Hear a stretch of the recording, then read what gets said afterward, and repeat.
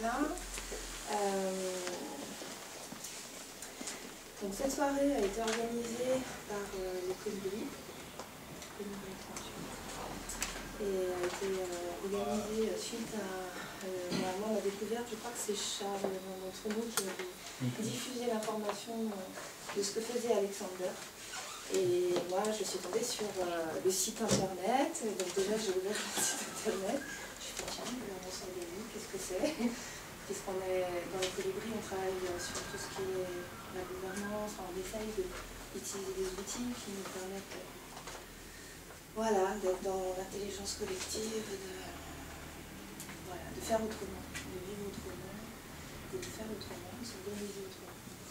Et puis, donc je suis tombée ensuite, donc j'ai fait des recherches, tiens, c'est qui, Alexandre Picpus, c'est qui, je ne connais pas.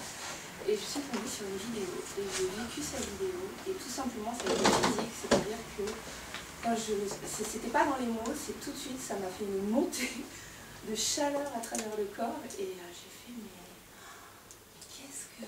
Enfin, il va loin, en fait. Moi, je m'en vais. Voilà. Mais je voulais vous prévenir, hein, tout de suite, que c'est très corporel. En fait, la gouvernance. Et voilà. Et donc, quand j'ai vécu cette vidéo, j'ai fait, bon, bah, tout de suite, je le contacte, et je crois que le soir même, je crois qu'il était minuit, 1h du matin, peut-être, ou 2h du matin. Alexander, je t'organise tout, clé en main, tu viens. Et voilà, et le voici. Le voici ici.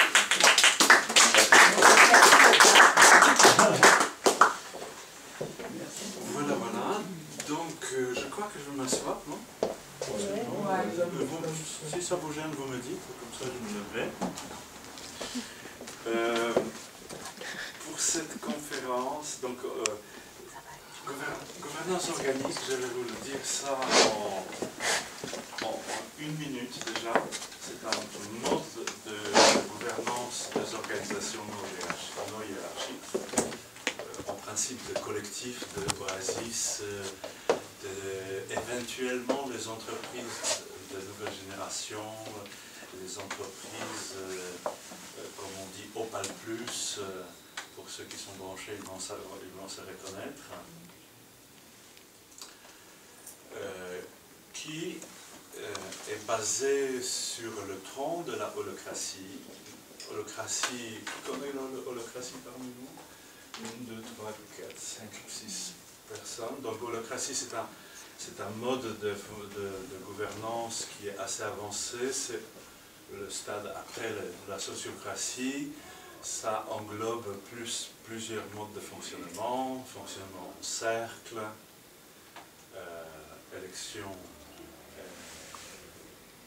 sans candidat, le double lien descendant du cercle central, du cercle principal vers le sous-cercle, et le lien montant séparé, et la prise de décision par consentement, c'est-à-dire personne n'est contre.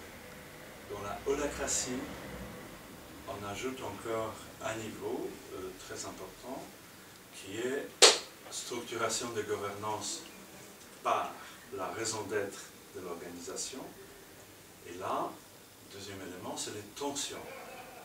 Et le grand apport de holacratie, c'est la gestion par les tensions.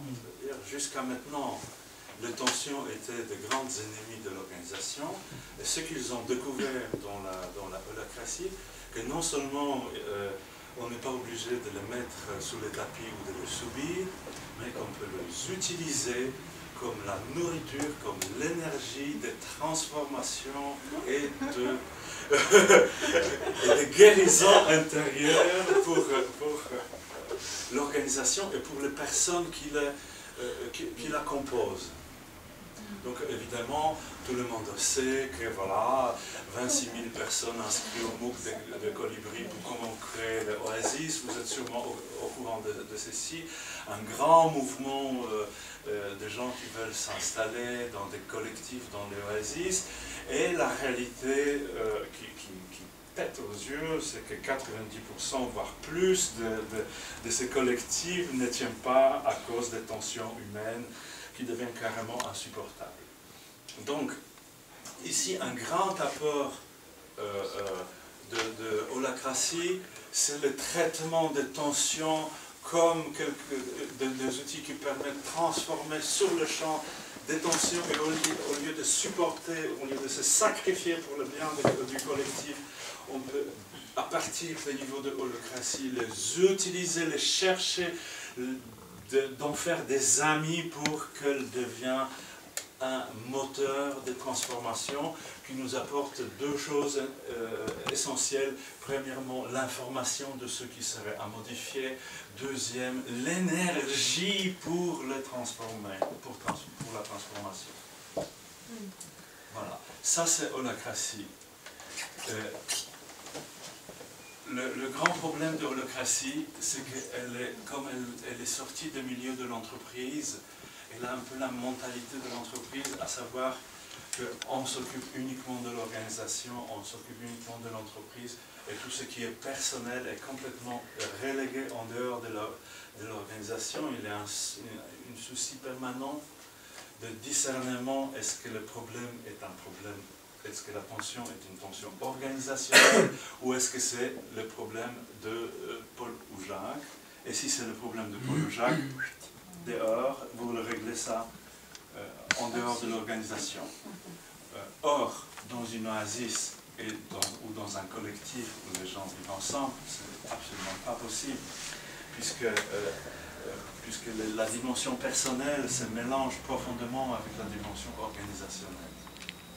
Et du coup, l'impact de l'espace personnel est tout à fait omniprésent dans les collectifs, dans ces organisations qui sont si nombreuses à vouloir apparaître un peu de partout.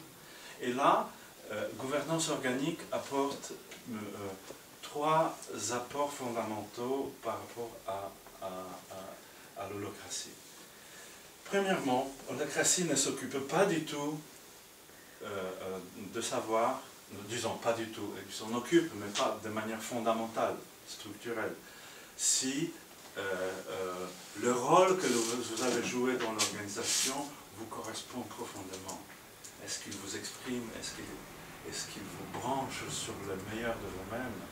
Est-ce qu'il vous permet de s'exprimer dans ce que vous êtes profondément?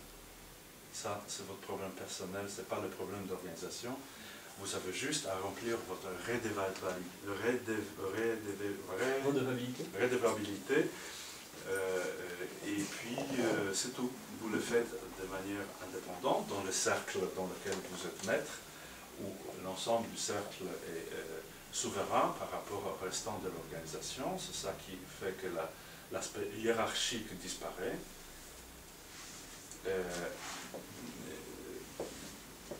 Et donc ça, c'est le premier problème. Deuxième problème, c'est que la raison d'être de l'organisation ne s'occupe pas du tout de votre raison d'être à vous. Et donc ça, c'est le deuxième apport de gouvernance organique.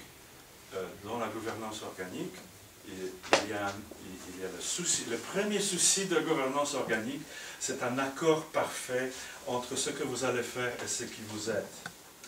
Et l'accord entre la raison d'être individuelle et la raison d'être collective, elle doit être la même. La raison d'être collective doit exprimer et soutenir la raison d'être individuelle. Dans ce cas-là, l'organisation est un facteur d'épanouissement. Il y a une synchronisation, il y a une synergie.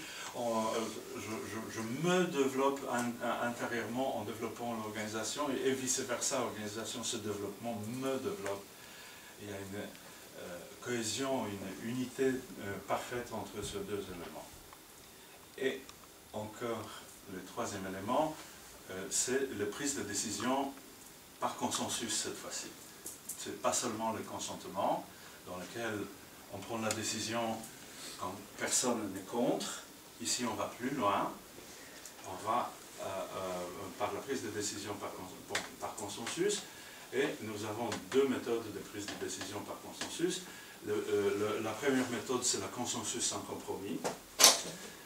Cette méthode de prise de décision provient de mon expérience de psychothérapeute. puisque, autant que psychothérapeute, après la formation en PNL, j'ai réalisé que, ayant une centaine d'outils psychothérapeutiques à ma disposition, concrètement, j'utilisais souvent le même outil qui est destiné à résoudre les tensions à l'intérieur de la personne, et notamment les tensions entre les parties à l'intérieur de l'être humain. Et je me suis dit, si ça marchait du feu de Dieu.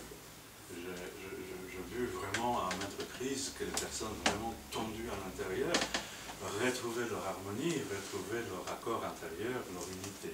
Et je me suis dit à une certaine époque, mais ça serait génial, pourquoi ne pas appliquer la même méthode aux personnes à l'extérieur. Je l'ai essayé, ça marchait autant. Et c'était un jackpot, puisque avec cet outil-là, j'ai eu l'outil de résolution des conflits, quel que soit le degré de conflit, parfois les conflits carrément insupportables, avec une tension extrême. Avec cet outil, on a la possibilité de les traiter autant entre les personnes, mais en plus, si le besoin est, on peut traiter les problèmes, y compris à l'intérieur de la personne, parce que c'est de là qu'on vient. Et donc j'ai appliqué ça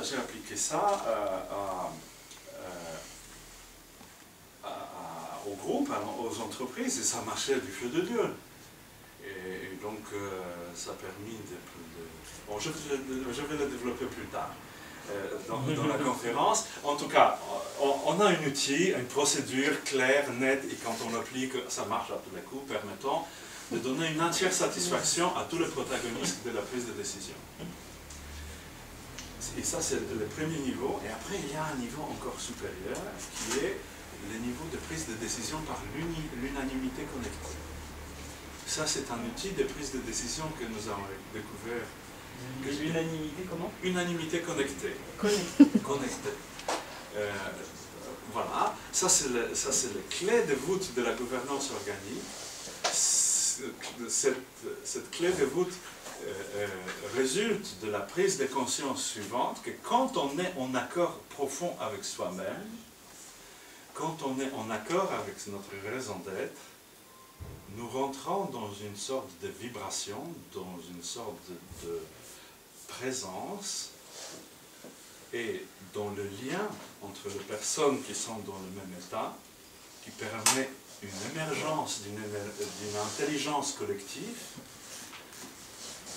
dans lequel, si on sait s'y prendre, et je vais vous expliquer comment, eh bien, l'unanimité tombe toute seule. Elle se fait toute seule, sans aucun effort. Voilà. Et du coup, ben voilà, ça donne à peu près ce genre de silence qui arrive. C'est le promise de l'ambiance dans laquelle les décisions se prennent dans la gouvernance organique.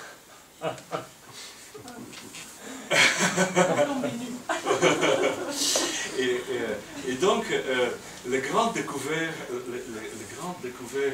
de la gouvernance organique et de l'unanimité connectée, que c'est vraiment qu'il suffit d'ouvrir le bec et ça tombe toute seule. Et on n'a rien à faire, ça s'est fait vraiment avec une facilité complètement dingue. Le seul souci, c'est de rester connecté. Rester connecté, rester en lien de vibration avec soi. Donc, la formation qui va suivre, c'est un ensemble d'outils vous permettant d'arriver à votre connexion. Et puis, si vous partez à droite, à gauche, si une névrose omniprésente se manifeste, de pouvoir le neutraliser ou de le soigner sur le champ immédiatement dans l'espace de 1 ou 2 minutes durant la réunion, de la sorte que la connexion revient. C'est un peu comme d'être présent et absent. Voilà. Et par rapport à cela, le consensus sans compromis, une méthode géniale par rapport auquel j'ai écrit un bouquin, qui est toujours disponible, est destinée à ne jamais être utilisée. C'est un garde-fou dans lequel, si les obligations contractuelles nous obligent de prendre des décisions contractuelles alors qu'on est vraiment énervé et on se saute dessus. Si on utilise cette procédure, on sort une décision décision unanime et profondément satisfaisante quand même. Mais le but d'opération, c'est de ne jamais l'utiliser. Voilà, après cela, il y a une série d'outils de traitement de tensions organisationnelles et personnelles. On distingue 7 types de tensions dans une organisation. Je vais vous en parler. C'est trop beau pour le dire. Ouais, je crois que c'est un peu l'idée. Oui, c'est une grande surprise pour moi. C'était aussi un énorme découverte. Pendant 30 ans, je cherchais quelque chose qui pourrait s'approcher au fonctionnement que je vous décris. Le summum de ceci, c'était le mariage de la holacratie avec le consensus sans compromis. Et une fois, quand je suis arrivé à ce mariage-là, il y avait une sorte de passer sur le stade supérieur dans lequel l'unanimité connectée nous a apparu. Je vais vous raconter cette histoire, comment ça s'est passé, et là, waouh, c'était au-delà de tout espoir. Voilà. Donc, ça, c'est le résumé de ce dont il s'agit. Et maintenant, j'ai une proposition interactive que vous choisissez. Qu'est-ce qu'on va faire maintenant? Il y a 2 options. Première option. Les 2 sont absolument géniales. N'importe lequel vous choisissez, vous serez satisfait, je vous le promets. La première, que je vous raconte l'histoire, l'histoire de ma vie qui m'a mené à toutes ces découvertes et à la mise en place de la gouvernance organique et les dernières découvertes.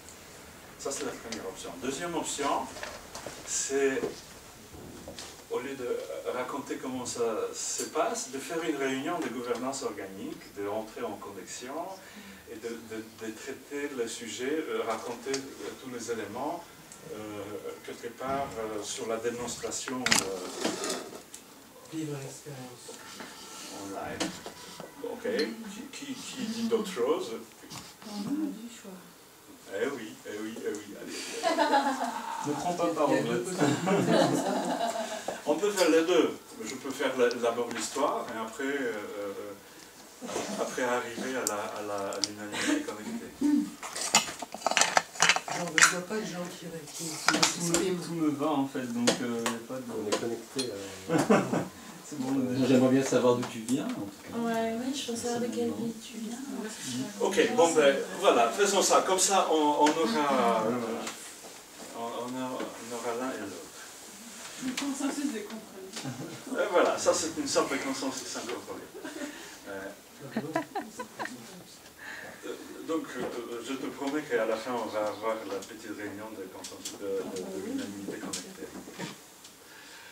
Ok, alors effectivement, l'histoire commence à être longue. Bonjour.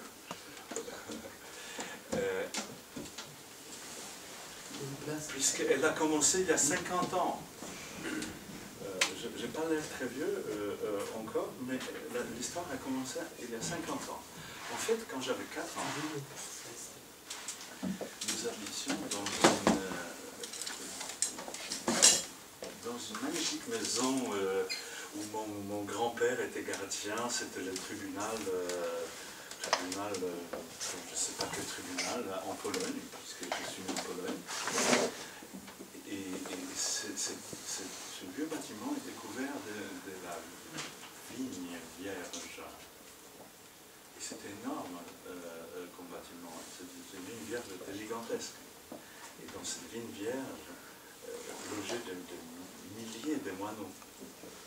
C'est d'ailleurs la raison pour laquelle tout ça a été coupé après. Et j'ai un souvenir dans ma vie dans lequel le petit garçon de 4 ans sort de cette maison-là et se promène. Et je mets ma photo qui nous a été...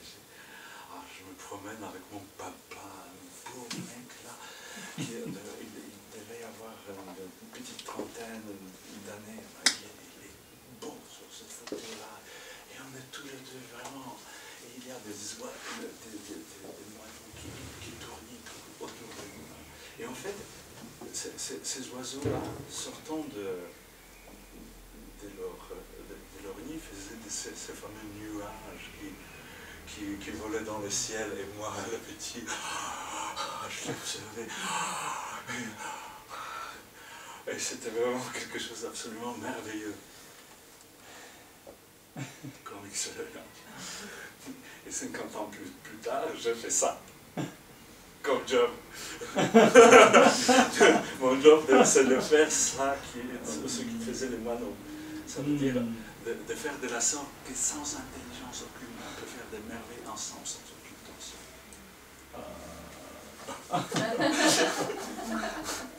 Il n'y a pas d'intelligence là-dedans. C'est une petite C'est une intelligence qui nous dépasse. Voilà. Pas de mental, tu veux dire. Voilà. Il y a un autre type d'intelligence et je vais en parler. Donc ça c'était le début. Ça c'était le début. Après l'histoire nous amène un peu plus loin dans les années 80. Le plus âgé se souvient de Valéza et de Solidarność. Donc Valéza et Solidarność pour les plus jeunes, ils racontent un peu comme Mandela et l'apartheid, c'est la source de chute du mur de Berlin. En août 1980, il y avait les premières grèves qui étaient initiées par Valéza notamment, qui ont pris une ampleur absolument extraordinaire et donné lieu à la création de premiers syndicats libres qui s'appelait Solidarité, dans le bloc communiste. Mais la lutte pour la liberté, la libération était tellement puissante, il y avait tellement de soulèvements qui se sont trouvés dans le sang. Il y avait l'année 56 à Poznań et à Budapest. Il y avait l'année 68 à Prague, où les chars russes ont balayé le soulèvement. Il y avait les morts de Gdańsk en 70, et 10 ans après, il y avait de nouveau le soulèvement dans une tension absolument inimaginable et dans un espoir qui était encore plus grande. C'est pour vous dire qu'une fois quand le Solidarność était légalisé, dans l'espace de 3 semaines, il y avait 10 millions d'inscrits dans l'organisation sur 30 millions de population.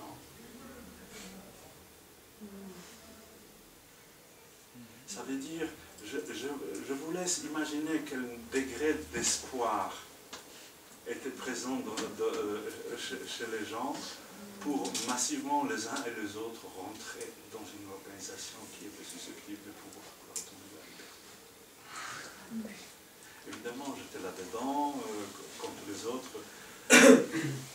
Nous avons, en tant que les étudiants, créé des organisations indépendantes. Je suis devenu un des présidents des syndicats des étudiants de l'école des mines de Cracovie. Et un an et demi après, en décembre 81, il y avait l'arrêt de tout ça parce que ça devenait vraiment trop dangereux pour le système. Il y avait l'état des sièges de Jaruzelski. Tout était délégalisé et nous sommes passés à l'opposition. Donc, nous avons commencé par les grandes grèves. Il se trouve que moi, à 20 ans, avec les étudiants, nous sommes allés dans une grande fonderie stalinienne, 40 000 d'ouvriers, pour se cacher dans les bras de Solidarność, pour continuer la grève contre l'état de siège. Et puis, dans 2 jours, on se rendait compte que tous ces ouvriers avaient tellement peur pour leur famille, ils étaient tellement angoissés que nous, les gamins, on est devenus le leader de tout le mouvement. Parce qu'on n'avait rien à perdre, la jugeote fonctionnait de manière assez libre. Et puis, voilà. Donc, je finis par être leader de la grève d'une usine de 40 000 ouvriers internés en prison avec les géants, les éléphants de la libération du style Valuza, justement. Donc ça, de se trouver en prison est un des plus beaux jours de ma vie, puisque je me suis trouvé comme si j'étais nobilité, quoi.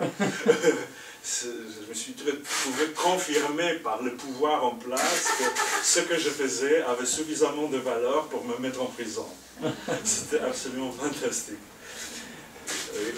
N'empêche, cette euphorie avait une autre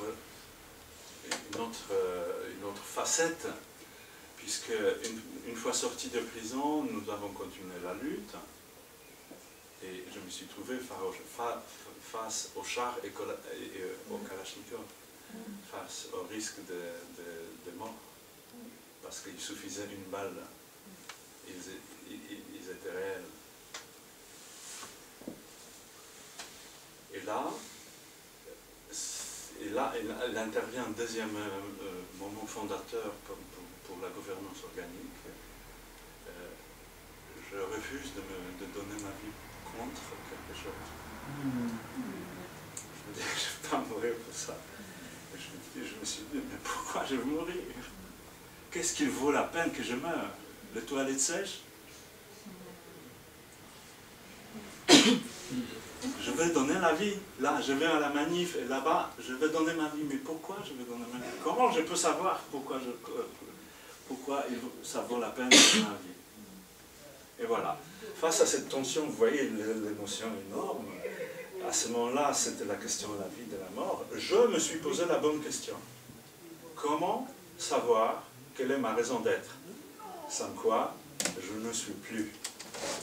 Et donc, évidemment, à partir de ce moment-là, j'avais des antennes déployées comme ça pour chercher la réponse à ma question. Comment trouver ma raison d'être qui me permettra de mourir pauvre, tranquillement, et sans regret. Effectivement, je fais énormément de formations par la suite, et j'ai trouvé la réponse dans les années 90. Je vais y revenir. Avant cela, il s'est passé encore deux autres éléments fondateurs. Quand nous avons créé notre syndicat indépendant, ça s'appelait Autonomie des étudiants de la faculté de mécanique de l'école des mines de Toulouse, nous étions vraiment... c'était héroïque, c'était fantastique, les gens avaient le cœur sur la main et étaient prêts vraiment à donner la vie pour la cause. Mais qu'est-ce qu'on s'est engolé, qu'est-ce qu'on s'est fatigué, qu'est-ce que c'était insupportable, bon Dieu, qu'est-ce qu'on était épuisé à vouloir sortir une décision. C'était totalement invivable. Et donc là, évidemment, vient le deuxième aspect de recherche de ma vie, consensus sans compromis. Comment communiquer les uns avec les autres, comment sortir une décision. Et de nouveau, les antennes et les recherches étaient complètement déployées depuis ce moment-là pour chercher comment nous pouvons se battre, s'engager, se donner pour les nobles causes tout en gardant une certaine unité et facilité de communication. Il y avait le troisième événement, c'est que comme j'étais assez déterminé, j'étais encore 2 fois en prison. Et la troisième fois, c'était vraiment assez grave puisque j'avais une imprimerie clandestine chez moi. Une deuxième la plus grande imprimerie clandestine en Pologne de ce temps, dans un petit champ d'étudiants pas plus grand que celui-là. Et donc, effectivement, je te dénonçais à une certaine époque-là et je me suis trouvé en prison avec 10 ans devant moi. Et visiblement, on me traitait comme un ennemi d'État grave parce que je me suis trouvé dans une cellule de grande isolation avec les condamnés à mort à l'époque, avec une surveillance permanente et avec un type dans la cellule dont le rôle était de retirer les informations en permanence sur ce que je fais. Donc c'était assez brutal. Évidemment, ma carrière était brisée ces jours-ci, et donc la seule chose qui restait à faire, c'était prier. À l'époque, je n'étais pas très spirituel, j'étais plutôt un jeune intellectuel, ingénieur futur, militant à fond. Vous voyez les tableaux là. Mais là, il n'y a pas beaucoup de possibilités de rouler sa mécanique intellectuelle, ni de la ramener. Il n'y a rien à faire. Et là bon, j'ai sorti mon chapelet de cateau, à peu près comme tous les Polonais que j'étais à l'époque, et j'ai commencé à prier, de faire mon chapelet, et là, c'est passé des trucs, waouh! Et là, il se sont passés des trucs, bon voilà, maintenant, je sais ce qui s'est passé, je suis rentré en méditation, hein. Rien d'extraordinaire. Seulement que le contraste de la situation, des 10 ans de prison, de cellules de votre isolement, et mon état dans lequel je me suis senti tranquille, paisible, libre, heureux, avec 10 ans de prison devant moi, tranquille, aucun problème. Alors, à l'époque là, quand un truc pareil vous arrive, oulala, c'est énorme. C'est énorme. Alors là, ça a vraiment bouleversé ma vie. Parce que là, je me suis dit, oula, si je peux être libre et heureux en prison, ça veut dire que ma lutte politique elle peut se cacher, quoi.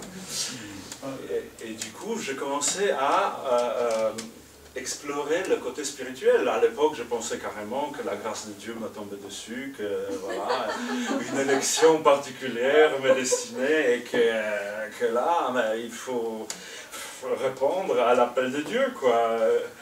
Et j'ai commencé à étudier la théologie, et j'ai même voulu me faire prêtre. Je voulais arrêter mes études d'ingénieur. Grâce à Dieu, ni l'un ni l'autre n'était pas possible. Donc j'ai fini mes études d'ingénieur et je ne me suis pas fait prêtre. Tu as fini tes études d'ingénieur en prison? Non, parce qu'en fait, une fois qu'on vous avait appris en prison tout ce que vous avez à apprendre, il y avait une amnistie. Donc sur les 10 ans promis, je ne fais que 3 mois. Non mais oui, quand vous apprenez ce que vous avez à apprendre dans des conditions, les conditions ne sont plus nécessaires. Tu veux dire que tu as fait tes classes de méditation en 3 mois? En 3 mois, oui. Voilà. Et donc, sortant de prison, je commençais à faire mon première expérience de communautaire. Je voulais, comme j'avais une certaine autorité comme leader de ces grèves dans cette énorme usine là-bas à Cracovie, et je proposais à tous ces ouvriers et aux étudiants que nous étions de formuler un collectif. Et donc ça, c'était la première expérience de collectif, d'essayer de faire une communauté ensemble. Ce n'était pas une communauté de vie, c'était les gens habitant dans un même lieu, nous formions ensemble, nous vivions ensemble, nous organisions des vacances communes, on appelait ça communauté. Et puis quelle n'était ma surprise que d'apprendre qu'il existait en France des communautés qui étaient quelque part déjà réalisation de ce que je rêvais de mettre en place. C'est pour ça que je suis venu en France. Je témoigne pendant 6 ans. Dans une communauté qui fonctionnait de cette manière-là. À l'époque, c'était encore la communauté catholique. Voilà. Et donc là, j'ai eu encore... Qu'est-ce que ça veut dire, j'ai été moine pendant 6 mois, je crois. Mais je faisais membre, je faisais partie d'un ordre libre. d'un ordre religieux. Ah, tu as fait tes vœux. Je n'ai pas fait le vœu, mais j'étais novice un peu perturbant pendant 6 ans. Donc ça durait longtemps. Dans quelle communauté? Dans les communautés de Batitude. Voilà. Donc je suis sorti de cette communauté après 6 ans. J'ai fait le tour à peu près de ce que j'avais à apprendre. C'était aussi une très belle expérience au niveau de gouvernance, comme vous imaginez. Et là, en sortant, j'ai fait ma formation en PNL, en analyse transactionnelle, en thérapie brève, en hypnose ericksonienne, tous ces trucs-là, qui m'ont permis, notamment avec mes radars déployés, de trouver la réponse comment trouver ma mission de vie, ma raison d'être. En fait, ça s'est fait le jour quand j'ai appris l'existence d'un modèle de niveau logique de Gregory Bateson. On dit niveau logique de Bateson-Diels. Ces niveaux logiques disent que le moment fondateur pour l'existence de la personne, c'est un événement spirituel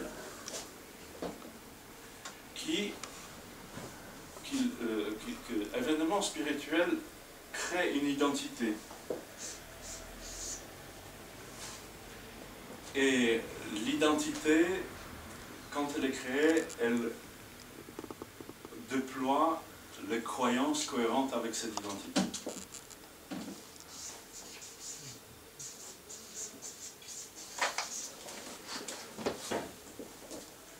En fait, les niveaux supérieurs créent et conditionnent les niveaux inférieurs. Les croyances, ce que je crois possible, développe mes capacités.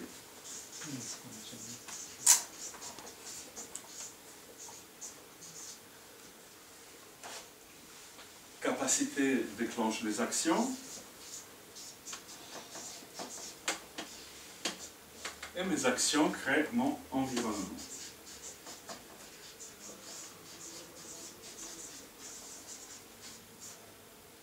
Voilà.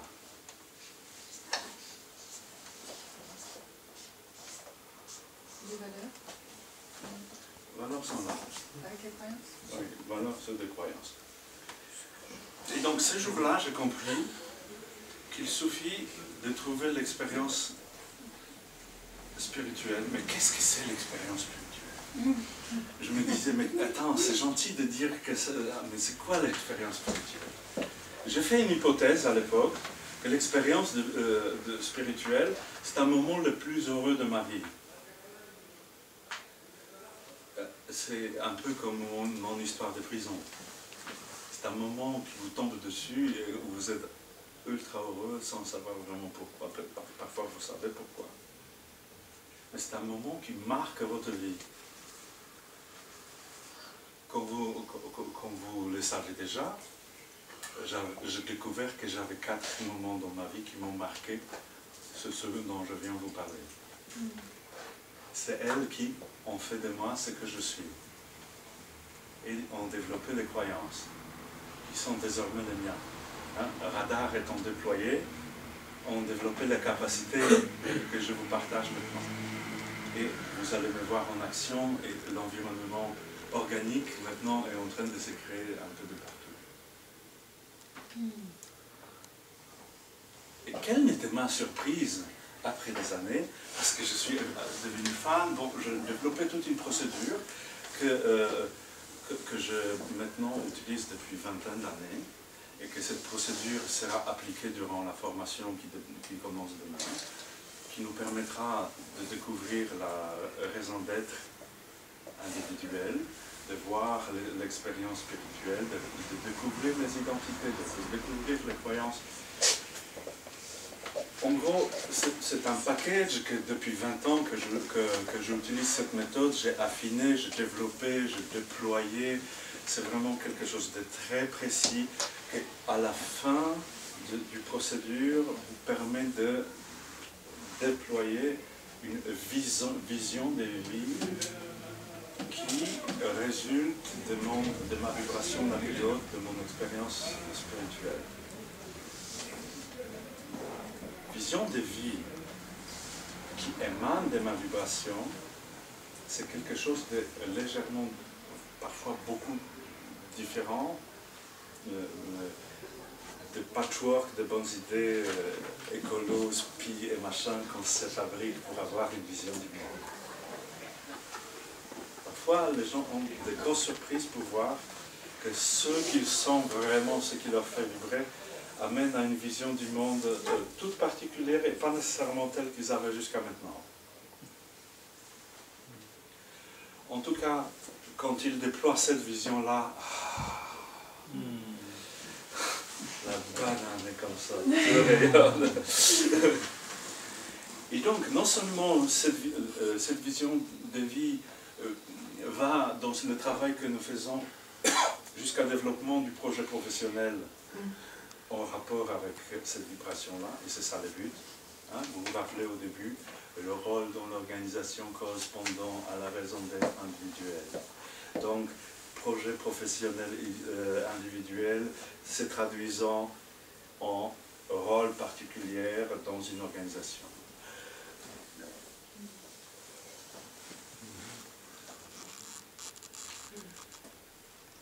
Deuxième élément, donc le premier élément, je peux avoir un job, une activité, un rôle tout à fait structurant ma vibration, me ramenant au moment le plus vibrant de ma vie, à l'état le plus ouvert, le plus agréable, le plus beau que je connaisse.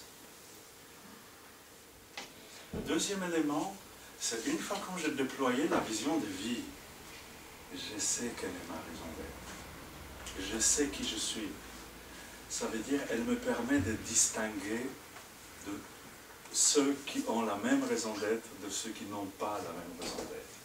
Et éviter cette terrible réalité qui fait que les gens, sous prétexte de construction, un monde, un habitat collectif, une oasis, se réunissent ensemble alors qu'ils n'ont rien à faire ensemble. C'est comme les canards et les cygnes, vous voyez, c'est pas la même race. Et du coup, à travers de ces expériences-là, tout va les informer par les tensions qu'on appelle les tensions stratégiques. Qui ils sont, qu'ils ne sont pas comme ces gens-là. Et que d'être avec ces gens-là, ça devient insupportable à la longue. Mais c'est un apprentissage extrêmement douloureux et lent de prise de conscience qui je suis, qui sont les miens, que les mêmes raisons d'être. Ici, c'est extrêmement facile. On voit que la raison d'être, on voit tout de suite qu'ils sont les miens, ils se mettent ensemble. Et de la même manière que dans un collectif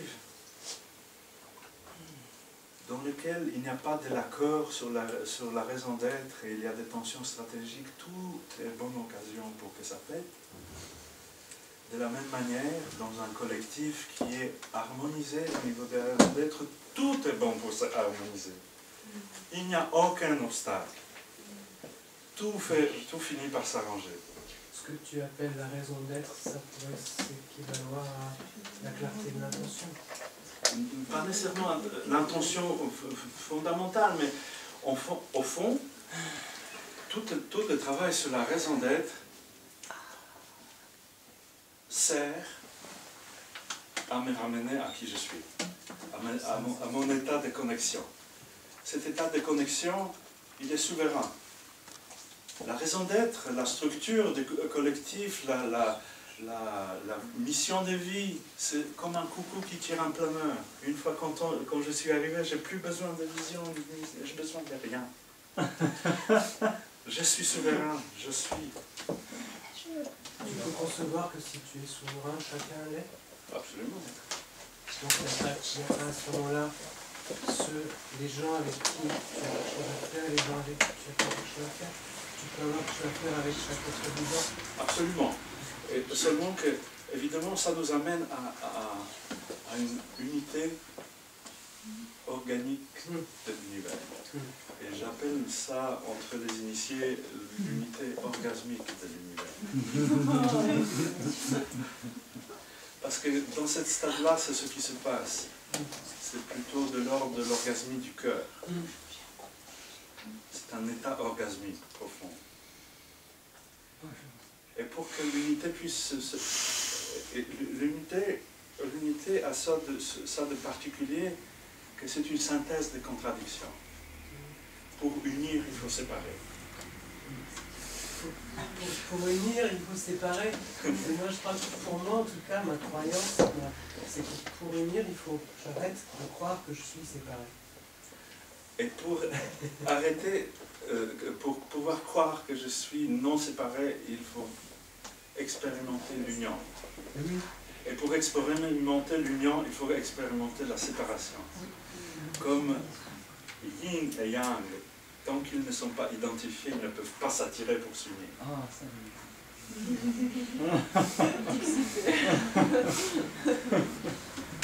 Et donc, ça c'est encore un aspect de travail qu'on aura pendant cette semaine, de bien identifier à l'intérieur de nous les masculins et les féminins. Et on a combien de parties masculines et féminines en nous? 6. Ah non. On a 3 hommes et 3 femmes qui nous aident, si on cherche bien. Je développe ça, mais parce que vous me lancez un peu. Mais enfin, il y a cerveau gauche, monsieur d'en haut, une sorte de... Vous vous rappelez du nom de la rose? Le nom de la rose. Il y avait les Sean Connery qui jouaient là-bas, un franciscain très éclairé. Ça, c'est un archétype de l'homme sacré d'en haut, comme je l'appelle. Et en face, il y a la poétesse inspirée, la Vierge, cerveau droit. Et en bas, il y a Rocky Balboa, il y a le bouchon, celui qui... Et au fin, en face de lui, eh ben, il y a la louve sacrée, la rose. Voilà, 2 couples. Et quand ces deux couples s'unissent... Ouais, qu'est-ce que tu dis? Quand ce couple s'unissent, apparaît ce 3e couple. Le couple d'en haut et le couple d'en bas. Le ciel s'est réuni à la terre. Et il y a une sorte de trinité qui apparaît. Trinité de l'union. Triple unité à l'intérieur de nous. Celle-ci, celle-ci et celle-ci.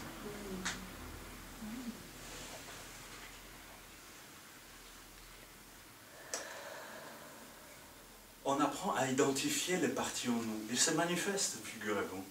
Il est facile de les retrouver. C'est comme le rôle dans un film qu'on peut jouer. Parfois on sort et on se comporte de cette manière-là, et parfois on se comporte d'une autre manière. Parfois on est très cool et parfois on est young. C'est pas le... Et vous réaliserez avec beaucoup de joie que ces personnages, ils sont tellement différents. C'est que c'est une divine schizophrénie qui nous habite là.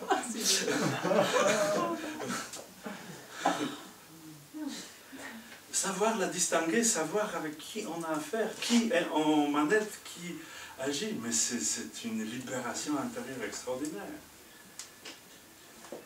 D'arrêter prétendre qu'on est une seule personne, c'est une libération. Et arrêter prétendre même qu'on est une personne. Comment? Et même arrêter prétendre qu'on est une personne. Eh oui. Eh oui. Mais avant qu'on arrive à la libération de l'ego et l'apparition de l'être, il y a encore à découvrir, et ça c'est vraiment extraordinaire, c'est que les collectifs qui nous entourent n'est que l'hologramme d'une douzaine de personnages qui nous habitent. Et quand vous découvrirez qui correspond à qui, vous dites « Ah, salut moi !» Salut un autre moi. Et là, d'un coup, tout devient familier. On découvre ce collectif intérieur. On découvre des personnages. Évidemment, c'est un long travail. Dans la vie d'une organisation organique, découverte de ces personnages et mise en consensus, en l'unité de ces personnages. Parce que pour perdre la personnalité se perd quand le collectif fusionne.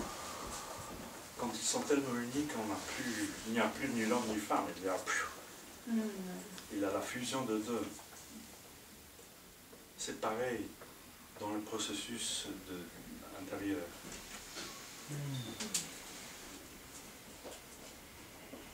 Mais c'est un long processus. Hein. Vous n'allez pas y parvenir après une semaine de formation. Mais après, ah bah oui, peut-être. Hein. Peut-être. Mais après, regardez, on est déjà à 1 heure, je ne sais pas combien, et je vous ai expliqué déjà pas mal de choses. C'est assez énorme. D'ailleurs, je ne devrais pas dire tout ça, parce que c'est attention à qui je parle. Les gens m'écoutent là-bas. Oh. Ben, en tout cas, moi, ça me paraît assez simple. C'est des prises de conscience successives que j'ai eues. Et ce n'est pas de trucs venant d'une révélation particulière, c'est ce qui est là, ce qu'on observe, c'est quand même une révélation particulière quand tu as parlé de l'expérience spirituelle que tu as vécue. Parce que tu dis que tout est parti de là. Oui, mais c'est plutôt révélation, c'est après. Oui, d'abord, c'est un vécu. Oui. Avant de prendre conscience, c'est un vécu. Oui. Mais tant qu'on y est là, puisque tu me lances, là-dedans, je vais vous faire un autre découvert. Moi, qui étais fan autant que vous de cette magnifique logique des niveaux, à un certain moment, je me dis, mais qu'est-ce que je raconte comme connerie là? Mais en vrai, ça se passe exactement à l'envers. Quand on va dans le monde, on apparaît dans un environnement. Et on nous apprend des actions, de dire papa, maman, de marcher, de faire de plus en plus de choses. Et quand on fait ça, on apprend des capacités. Et quand on est capable, on croit qu'on est capable. Et quand on a donné de bonnes preuves de croyance que je suis un bon forgeron, en forgeant, on devient forgeron. Et là, on devient un champion du monde de forgeron. Et là, c'est une expérience spirituelle. Waouh!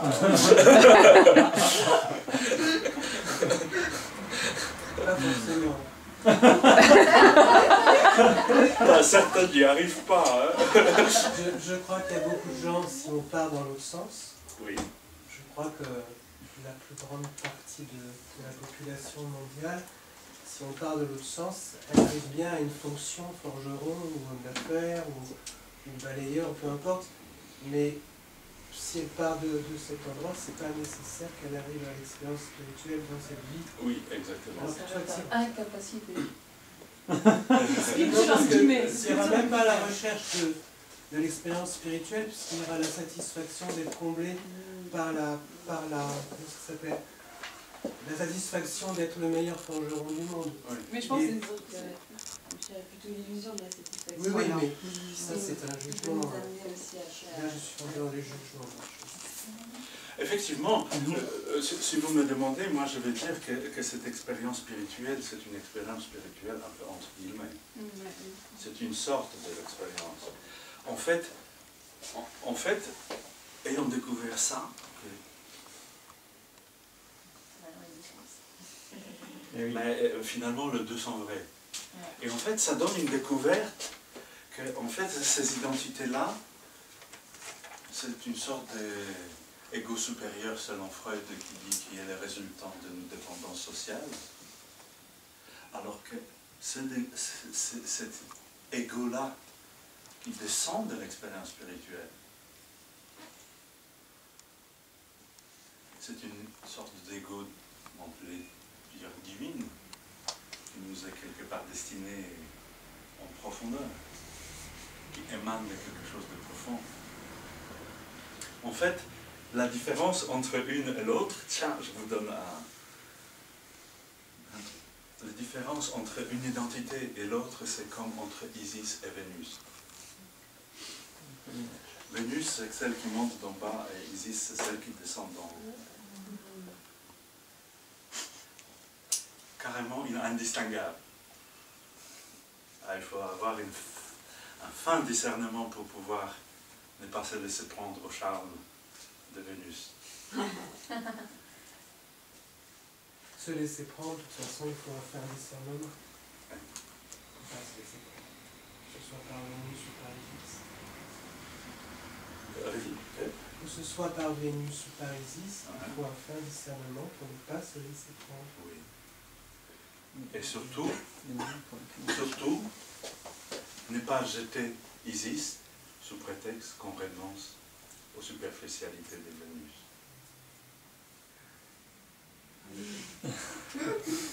Ne pas jeter Isis sous prétexte qu'on balance la superficialité d'Isis. De Vénus, pardon, d'Aphrodite. Bon. Vous m'embarquez, hein? Non, on va tout seul.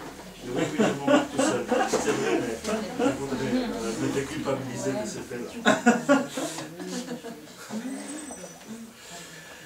Ok. Et donc, maintenant donc, où nous en sommes dans notre histoire? Dans notre histoire, nous sommes à l'apparition de la méthode orgasmique. Ça, on arrive.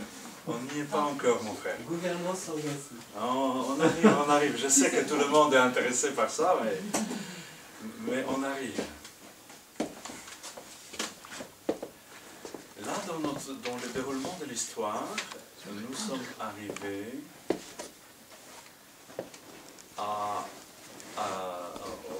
au développement de la mission de vie, de la raison d'être, identité. J'ai commencé à travailler là-dessus et j'ai vu le résultat que ça donnait. Ça a déjà donné un travail sur moi que j'ai accompli avec cette méthode. Ceux qui vont participer à la formation vont découvrir la mission de vie et la vision que je décris il y a 20 ans. Elle décrit pile poil ce que je suis en train de faire. Ça n'a pas changé d'un pouce depuis 20 ans. Disons, il y a quelques nuances de formulation, puisque la conscience n'est pas la même 20 ans, mais le tronc, le sens, reste tout à fait valable. Deuxième découverte qui a eu lieu, c'est la découverte des consensus sans compromis. Je vous ai déjà raconté l'histoire.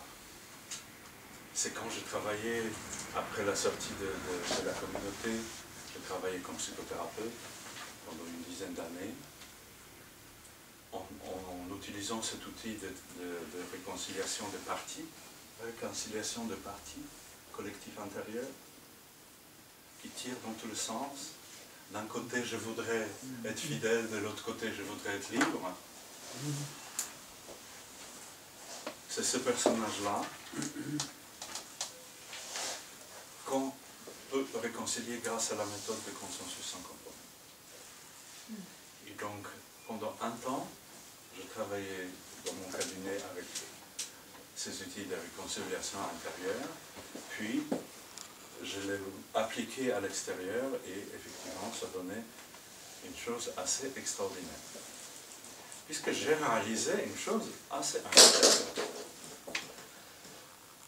À savoir que si je peux réconcilier deux gens qui sont en profond conflit, où leurs émotions de colère et de haine parfois sont extrêmes, je peux réconcilier n'importe qui avec n'importe qui.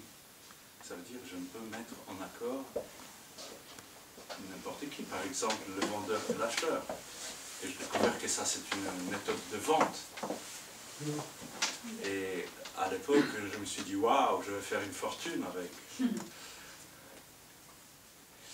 C'est aussi une méthode d'achat. C'est pareil, puisqu'on réconcilie, on met d'accord l'acheteur et le vendeur. Et donc c'est une méthode de négociation en général. Et puis après, j'ai découvert que ça ne concerne pas uniquement 2 personnes, ça concerne plusieurs personnes en même temps. Et donc là, on a une méthode de conduite de réunion. Et j'ai découvert que si on applique cette méthode de conduite des réunions, par exemple, à l'établissement des axes stratégiques de l'entreprise, ben on a un outil complet de management, puisqu'on peut gérer en un seul outil, relativement simple, créer les axes stratégiques de l'entreprise, conduire les réunions, gérer les conflits, faire des ventes. Waouh! Tout dépend quelle est l'intention qui porte tout ça. Voilà. C'est de ça que je voulais parler. Je me suis égaré par rapport à ma raison d'être. Je suis parti, je travaille comme coach dans l'entreprise, consultant en management, en négociation. Pire que ça, je suis devenu chef d'entreprise. J'étais vraiment bon. J'étais vraiment très très bon. J'avais 4 entreprises. Je travaillais avec Bouygues, Vinci, j'ai négocié des contrats pour plusieurs millions. Pour être bref, j'ai fini comme trader financier. D'accord. Mais parce que la loi d'attraction est passée par là, et je me suis dit que à faire des millions, on tente d'ajouter quelques euros. Et quand j'ai formulé cette intention, les circonstances se produisent que je suis devenu introduit au lieu de finances à Genève, à Zurich, à Hong Kong, à Londres.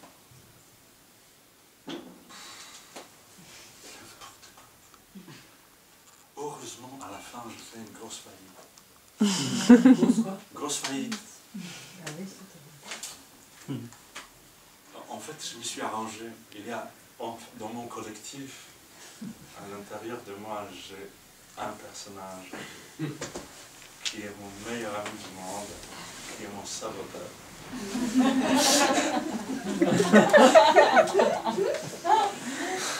À chaque fois, quand je m'éloigne de ma ligne, là, il est capable de faire des merveilles. Avec toutes les méthodes du monde, le plus pertinent, il est capable de faire de la sorte que non.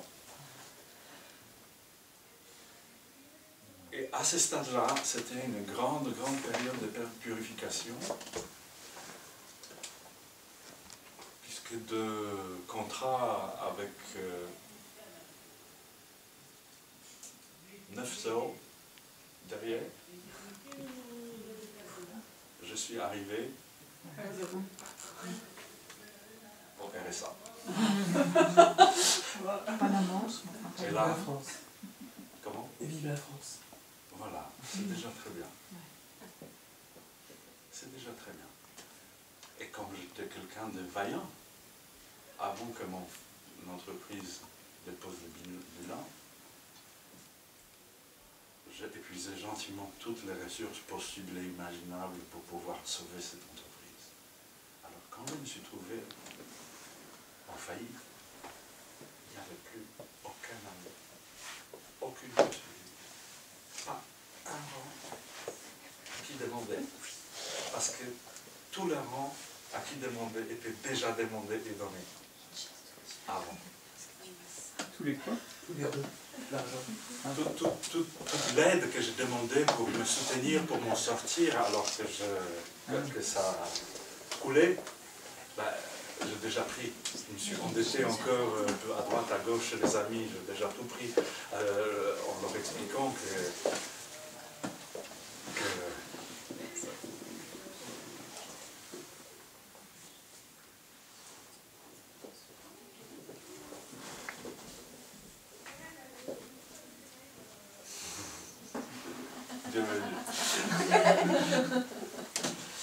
c'est pour nous rappeler qu'il avait temps de faire la réunion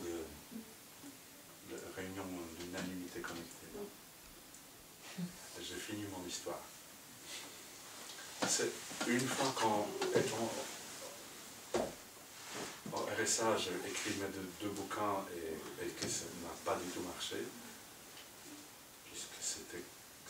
je me suis adressé aux mauvaises personnes. Je voulais faire un livre de grand public alors que c'est ultra niche comme vous. Là, quand je ne pouvais plus rien faire, il est arrivé un moment magnifique dans ma vie, dans lequel, dans le dernier élan de mon entrepreneur, j'ai réuni mes dernières ressources. J'ai employé un spécialiste de public relations pour faire une campagne publicitaire très professionnelle. Et nous avons envoyé la publicité à 270 000 personnes. Et il n'y avait pas une réponse. Pas une. Statistiquement impossible.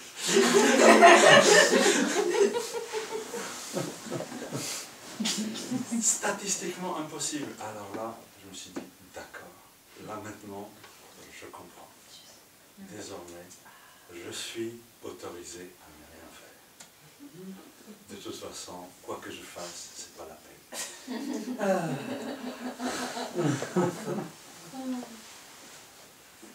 Et à ce stade-là, j'ai commencé à dormir tant que je voulais, de me faire des petits plats, tranquillement passer ma matinée à faire la méditation. Et petit à petit, tout est devenu cohérent, tranquille. Et je suis redevenu si heureux comme le jour que je vous racontais en prison. En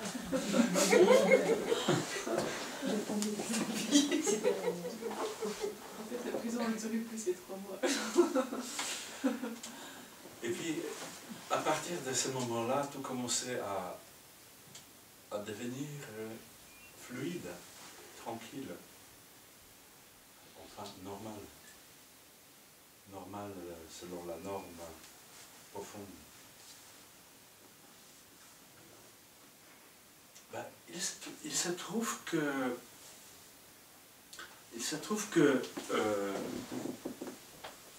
à cette époque-là, j'étais demandé par un collectif qui se trouvait dans une situation dans laquelle se trouvent beaucoup de collectifs actuellement. C'est un collectif qui s'est réuni, c'est des entrepreneurs parisiens qui ont descendu, ont acheté une propriété dans les Cévennes et dirigé leur entreprise à partir de ça. Ils ont construit ce qu'ils avaient à construire, et quand tout l'argent était dépensé, tout était construit, ils se trouvaient en face d'eux-mêmes, dans des tensions stratégiques sur la raison d'être complètement insupportables. Et comme la plupart des collectifs qui ont déjà construit ce qu'ils avaient à construire arrivent à une phase dans laquelle ça devient invivable. D'ailleurs, ça me rappelle ce magnifique témoignage de Laurent et Sophie Rabi de Arnaud Dubuis, qui ont partagé il y a 2 semaines, durant la session Oser la fraternité, oui, que le niveau de tension sur la raison d'être arrivé à ce stade-là, qu'en décembre, ils étaient prêts de quitter leur collectif.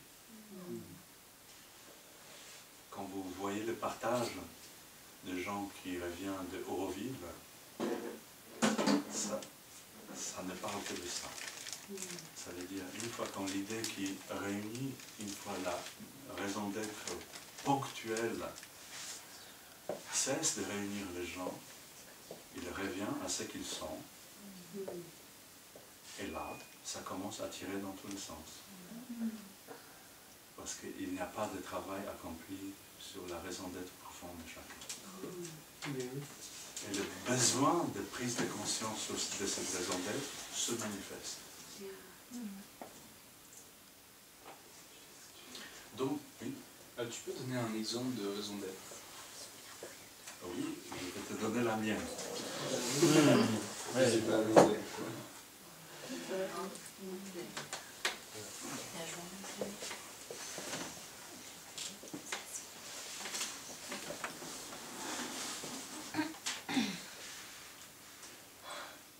Découvrir, incarner et transmettre les structures universelles des organisations de toute taille permettant être soi, ensemble, au service des siens, pour la satisfaction entière de tous, afin de pouvoir atteindre un niveau d'alignement de dimension et harmonie de polarité permettant d'abandonner toute méthode et structure et vivre librement dans la magie de l'amour et des synchronicités, manifestant ainsi l'unité orgasmique de l'univers.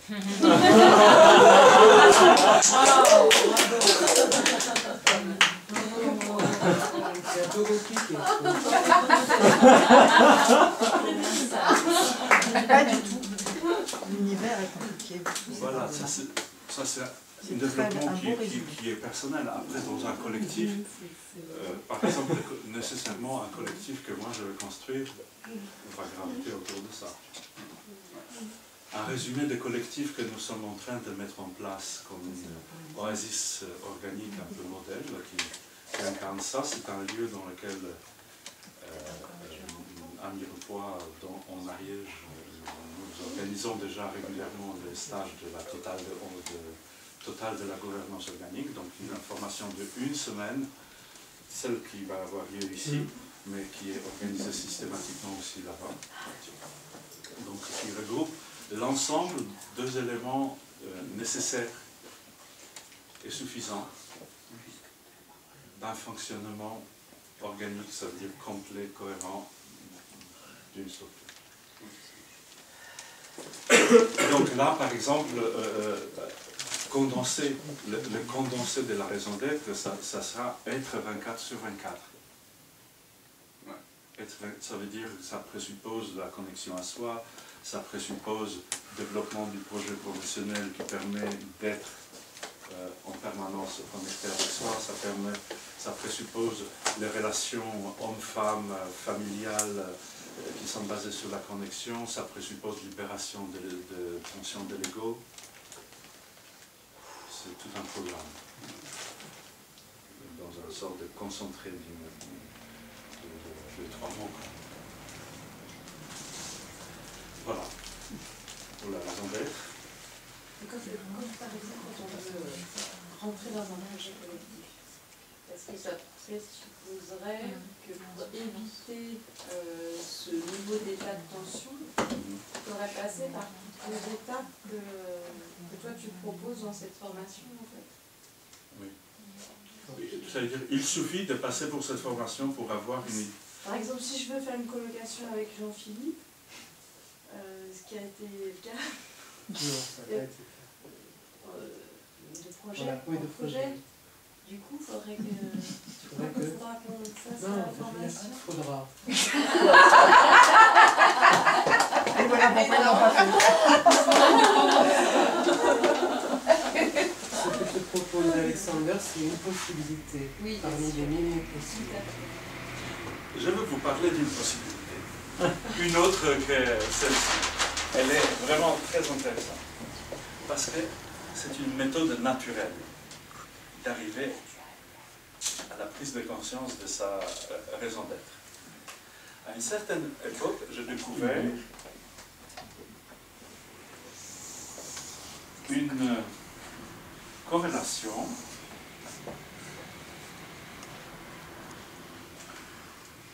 entre niveau de conscience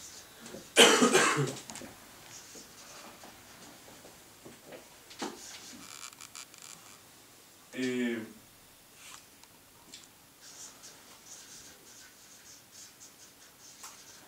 niveau d'énergie de la personne, et niveau de satisfaction, niveau de bonheur qu'elle émane. Ça marqué vibration. Vibration. Vibration est là, niveau de conscience. Donc là, c'est la pleine conscience, plein éveil. Et là, c'est la masse noire.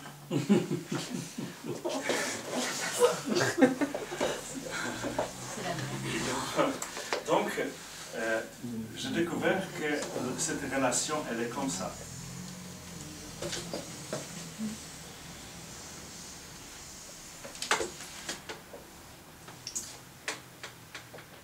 Et que dans ce cheminement, on peut distinguer plusieurs phases. Voilà. Cette phase-là,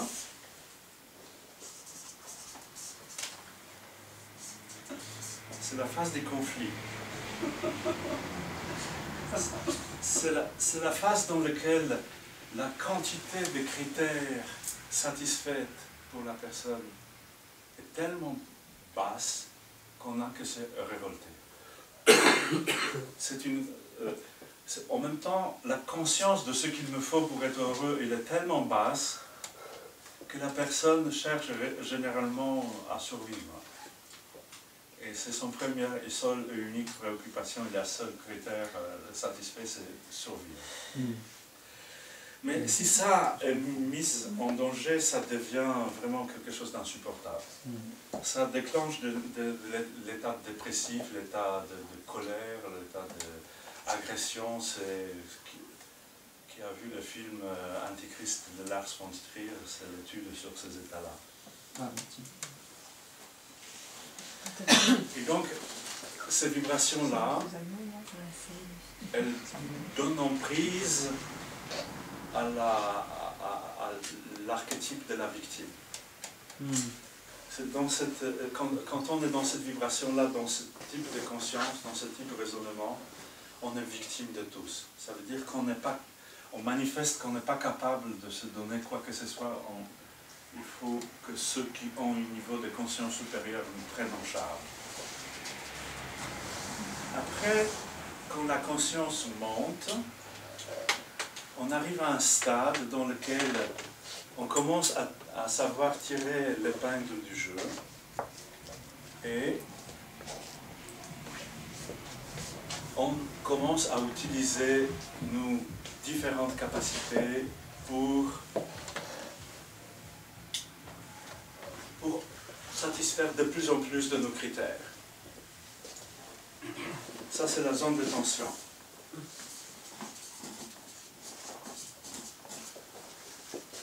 En général, on fait ce qu'on n'a pas envie de faire, mais au moins on est bien payé. Ce sont des vibrations relatives à l'archétype de la prostituée. 99% de la population mondiale réside dans cette zone.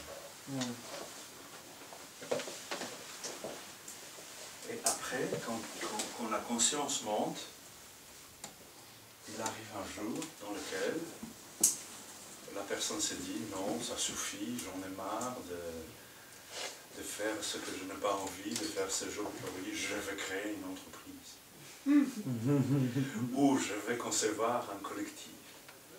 Ou je vais me laisser faire par la sagesse de l'univers. Ça c'est plus tard. Oui, non, mais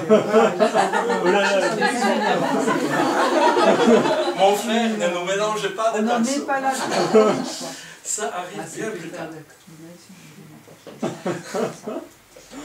Donc là, c'est un magnifique moment dans lequel on a cette joyeuse impression qu'on a tout compris. À chaque étape, en fait. À chaque étape, Non, c'est pas tout à fait pareil. Là, on a vraiment l'impression qu'on a tout compris. On met en place une entreprise qui va nous enfin rendre heureux, qui va nous rendre indépendants de tous ces gens-là qui nous obligeaient jusqu'à maintenant à faire ce qu'on n'avait pas envie. On va faire quelque chose qui nous plaît. Et qu'est-ce qui se passe? On se répète ça de plus en plus souvent, à chaque échec, à chaque ras-le-bol. On dit non, cette entreprise c'était pas bien, le suivant ça serait mieux. Et évidemment toutes les expériences communautaires se déroulent à peu près dans cette zone-là. Et cette zone, c'est la zone de quoi?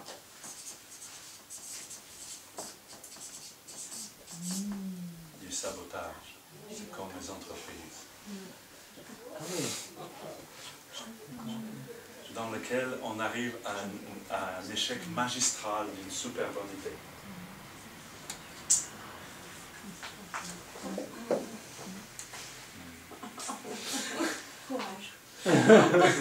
Le but de cette période-là, ne vous en trompez pas. Il faut avoir beaucoup de compassion et d'indulgence par rapport à soi, parce que ça c'est précisément la méthode d'éveil, d'évolution de conscience que la nôtre. Regardez ce qui se passe avec nos consciences maintenant. Et on commence à comprendre un peu partout qu'on ne peut pas vivre comme avant. Mais pourquoi on ne se rend pas compte? Parce qu'on a foutu de la merde jusqu'au plus soif, tellement ça pète aux yeux. Et dans les collectifs, quand la vie devient vraiment insupportable, on se résigne à admettre qu'avec ces gens-là, on ne peut pas continuer. Et qu'on peut continuer peut-être avec celui-là, ou carrément plus de vie communautaire, voilà, pour revenir à quelque chose qui nous permet de respirer, tellement on a bavé. C'est-à-dire, tellement on est sûr que c'est une bonne idée à partir de ce moment-là, qu'on arrive à des souffrances complètement dingues. Parce que là, c'est notre ego qui en joue. C'est pas la prostitution, ou c'est pas un foutu patron qui nous mène une vie de galère. C'est nous-mêmes. Alors là, de se tromper soi-même sur ce qui est bon, il nous faut beaucoup.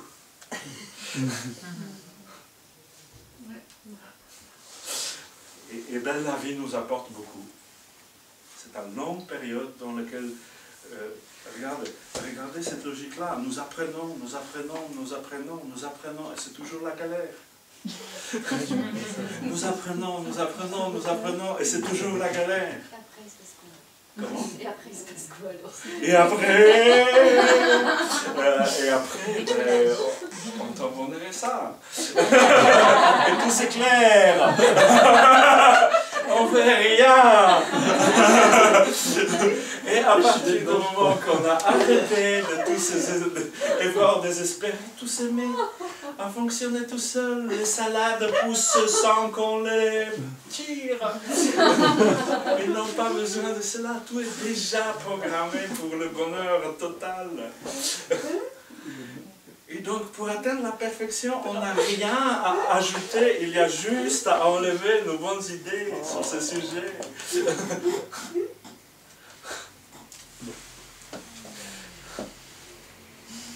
Voilà.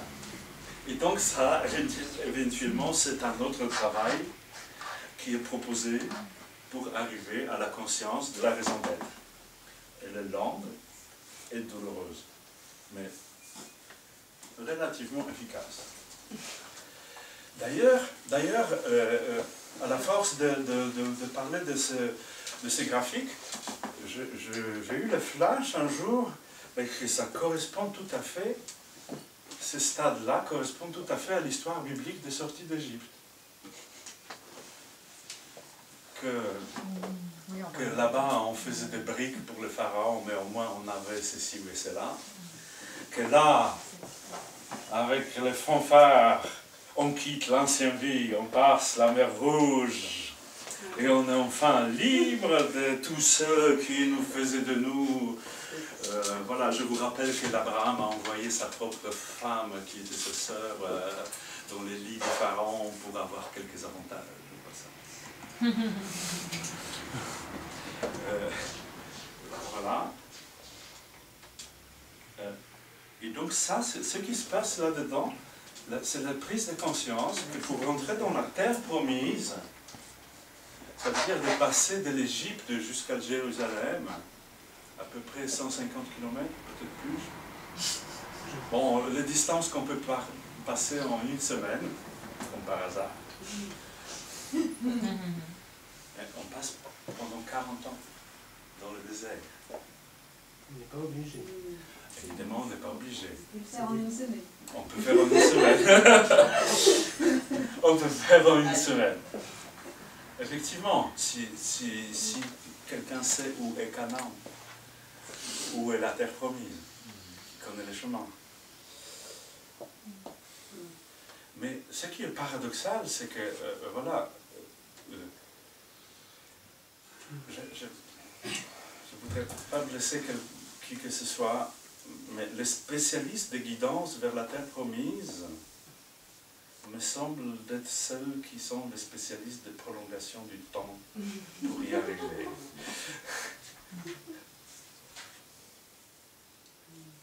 Est-ce que le meilleur indicateur, c'est pas la capacité à lâcher prise, justement? Oui. Le meilleur indicateur, enfin, Ben oui, ce qui va nous quand faire j'ai commencé passer. à ne rien faire, c'était un gros lâcher prise.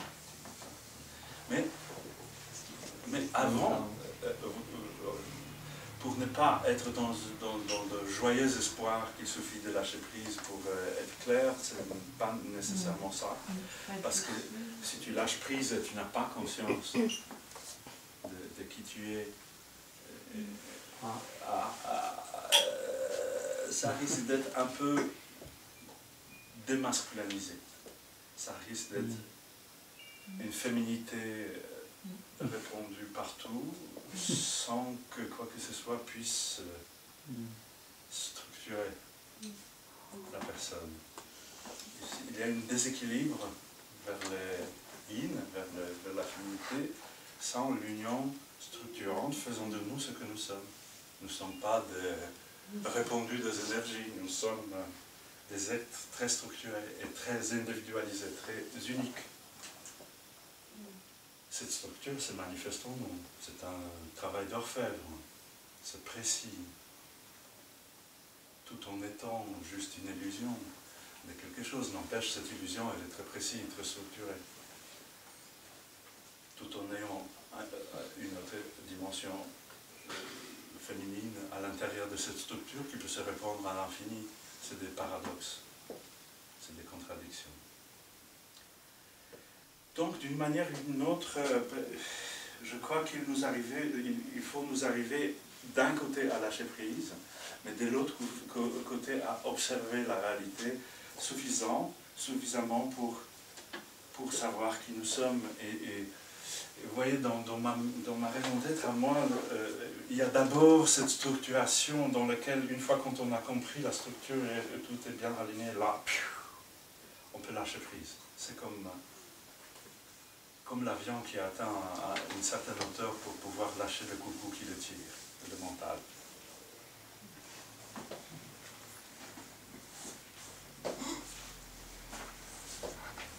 Voilà. Et donc, je vais continuer mon histoire. Ce collectif-là m'a demandé, sachant que je travaille sur la raison d'être, de les aider à travailler la raison d'être du collectif. Nous avons au départ pris le chemin de faire la mission de vie à chaque membre du collectif, puis utiliser le consensus et le compromis pour faire une raison d'être commune. Or, ça ne s'est pas passé tout à fait comme ça. Je remarque au passage que ce collectif-là, il était quand même pas mal avancé au niveau de gouvernance parce qu'ils ont déjà fonctionné en holacratie et ont passé par la sociocratie avant. Donc pour moi, c'était vraiment génial. C'est d'ailleurs pour ça que le courant a super passé, puisqu'on était vraiment sur la même longueur d'onde. Et là, effectivement, nous avons commencé à faire le travail sur la raison d'être de chacun. Et là, il y avait une succession de prises de conscience énormes qui se déclenchaient. La première prise de conscience, c'était que ces gens-là, qui étaient quand même bien avancés au niveau de conscience, au niveau de spirituel, une fois quand ils ont découvert leur mission, leur raison d'être, une fois quand ils se sont branchés à leur alignement, à leur être, nous sommes arrivés à un tel niveau de vibration ensemble que pour concevoir, prendre conscience de la raison d'être commune, je n'avais pas du tout besoin de les enseigner le consensus sans compromis. Ça tombait tout seul. Et là, j'ai pris conscience de l'unanimité connectée. J'ai compris qu'il suffit que tout le monde du cercle soit dans l'état de vibration, l'état de connexion à soi profond, pour que la conscience s'ouvre tout seul, dans lequel la procédure consiste à se mettre dans la vibration, partager dans une sorte de météo toutes les tensions, holocratie, je vous en ai parlé, toutes les tensions qui sont présentes, et poser une bonne question. Car quand on a la bonne question, on a la bonne réponse. La réponse tombe. Et la question est, comment résoudre l'ensemble des tensions dans une solution satisfaisante? Vous posez dans l'état de vibration cette question, et la réponse tombe. La réponse inspirée a ça de propre que génère l'unanimité. Pas besoin de vote. Quand ça tombe, tout le monde est d'accord. C'est une évidence. Et découvrir ça, c'était vraiment magique. Puisque nous avons eu, à la force de travailler ensemble, une certaine facilité de se mettre dans la connexion. Et dans cette connexion, les décisions tombaient comme ça. Donc non seulement nous étions en lien profond et extrêmement vibrant, tout le contraire d'une réunionite où on est fatigué, c'était plutôt orgasmique. Non seulement on était dans cet état-là, mais encore les choses chiantes, concrètes, administratives, se résolvaient une après l'autre. Ça y est, on est arrivé. Donc j'ai pris conscience que ça peut fonctionner comme ça. Toutefois, on a aussi réalisé que c'est un état vraiment instable et fragile. Ça veut dire que dès qu'il s'agissait de l'argent, s'il s'agissait des relations conjugales ou un truc comme ça, les uns et les autres, soit étaient dans la prise de pouvoir, soit étaient dans la manipulation, soit étaient dans une peur qui cassait la vibration. Et là, avec ça, plus rien ne marchait. Il fallait pédaler avec le mental. Au mieux, avec le consensus sans compromis. Mais on n'a pas appris le consensus sans compromis dans ce collectif-là, parce qu'ayant découvert l'unanimité, consensus, il n'y avait plus de motivation. Donc on est parti plutôt dans la recherche de moyens à pouvoir neutraliser une activation, on a appelé ça une activation, de la sorte à pouvoir aider la personne de sortir de son activation et revenir à la connexion. Et à la force de faire ça, nous avons découvert tout un panoplie de méthodes. J'ai utilisé au départ le pointage, le EFT. EFT était très efficace, mais EFT est lent. Vous ne pouvez pas l'appliquer dans... Oui, voilà, la plupart connaissent l'EFT. Vous ne pouvez pas l'utiliser durant les réunions parce que c'est beaucoup trop manifeste, ça ne marche pas. C'est vraiment quand... Vous imaginez si plusieurs personnes passent leur temps à faire l'EFT, ça devient un peu ridicule. C'est qu'ils essaient. Donc, du coup, j'ai cherché d'autres méthodes, et maintenant, nous disposons de 4 méthodes permettant de sortir de tension en l'espace de 30 secondes, 1 minute, dans une facilité complètement déconcertante. Et à la force de les utiliser, parce que quand vous êtes en permanence, j'étais pendant 2 ans dans ce collectif, et maintenant je continue, j'utilisais ça avec les gens tout le temps en formation, j'ai découvert une certaine évidence, et je vais terminer notre conférence là-dessus. C'est qu'au niveau des tensions, ce qui se manifeste, la plupart, c'est de nos tensions personnelles névrotiques. Et les tensions névrotiques, qu'est-ce que c'est? C'est quand il se passe quelque chose, ça déclenche, comme par le réflexe du Pavlov, l'ensemble des enregistrements émotionnels relatifs au stimuli. Passé. Et certains ont tendance à dire que toutes les tensions et les émotions viennent du passé. Mais si toutes viennent du passé, d'où vient l'émotion du passé? Donc, c'est le passé. Il y a eu le Big Bang, c'est non, embrouillons pas le message, parce que ça c'est très intéressant. En fait, la plupart de nos tensions, de nos excitations, de nos énervements, c'est les souvenirs de nos blessures du passé.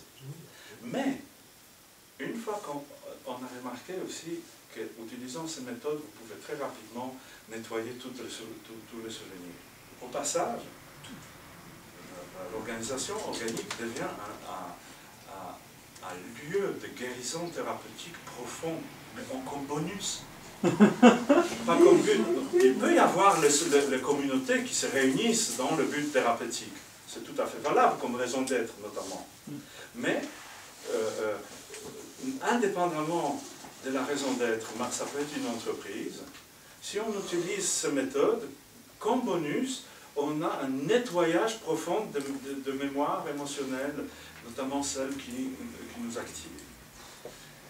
Premièrement. Deuxièmement, on a réalisé qu'en ayant nettoyé certaines émotions du passé, on arrive à réaliser que certaines émotions persistent parce que nous les produisons in life, dans le présent. C'est les pensées qui produisent les émotions. Et donc là, il restait à découvrir le processus génératif de pensée qui génère les tensions. Et on a cette structure. On a un outil qui nous permet de comprendre la structure même intérieure de production du pensée et s'en libérer dans l'espace de 3 questions. Wow. Cet outil, ça s'appelle le traitement organique des importances. Puisque, enfin, c'est des importances qui génèrent les tensions. La prise c'est une croyance limitante qui donne l'importance à certaines choses, et ces importances se structurent au niveau logique, ça veut dire chaque croyance sert à nous apporter quelque chose de bien spécifique. Quand on a ça, la croyance au-dessous n'est pas du tout nécessaire. Et ça nous sert à apporter quelque chose de plus grand que cela. Et quand on a cela, on n'a plus besoin de cela. Mais oui. Superordinate goal.